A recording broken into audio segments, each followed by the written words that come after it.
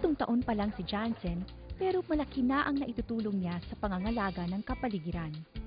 Bahagi si Jansen ng Eco Savers Program ng Marikina City na sinimulan noong 2004. Nagdadala po kami ng waste material sa aming paaralan.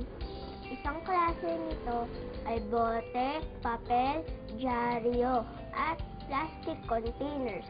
Ayun po ay naitutunaw ulit at pwede pa muling gamitin. Makakatulong po ako mabawasan ang pagdami ng basura. Isang beses kada linggo ay may Eco Day sa mga pampublikong paaralan sa Marikina.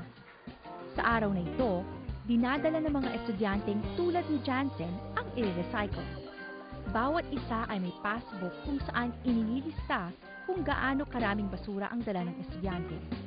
Katumbas nito ay puntos na maaari namang ipagpalit sa mga grocery items at school supplies.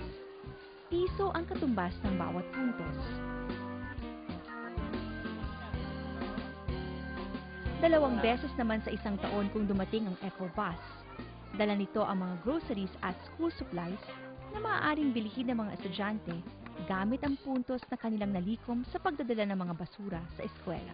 Nararamdaman ng tao, lalo na yung mga parents ng mga bata. Kasi imbes na kumuha sila sa bulsa nila ng pambili ng papel, ballpen at kung ano pang bagay, na i-charge nila doon sa basura nila na dinadala sa school. Nalaman nila, may value pala yung lata na itatapon nila, papel na naiipon nila. But more importantly, it teaches the children how to save. It teaches them how to segregate waste because they can just find these materials in their homes that they throw away. And then it also transforms the community to become environmentally conscious. And if the child is conscious, the parents will also learn the habits of the children.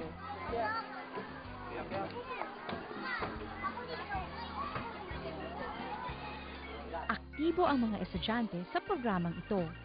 Ayon sa Waste Management Office ng Marikina City, mas madali raw turuan ang mga kabataan na mangalaga sa kapaligiran, kung kaya mga paaralan at estudyante ang target ng Eco Savers Program.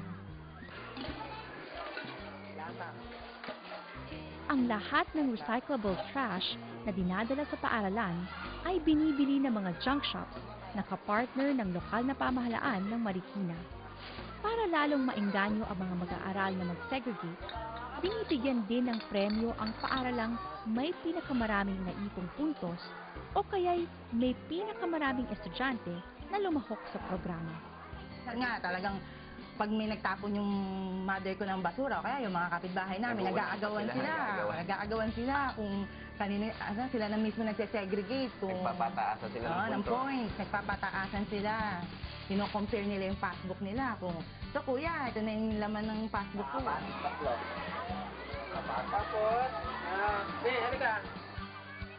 Epektibo ang Eco Savers Program ng Marikina City. Kung dati ay 50 biyahe kada araw ang ginagawa ng mga dump trucks, ngayon ay bumaba na ito sa 30 biyahe.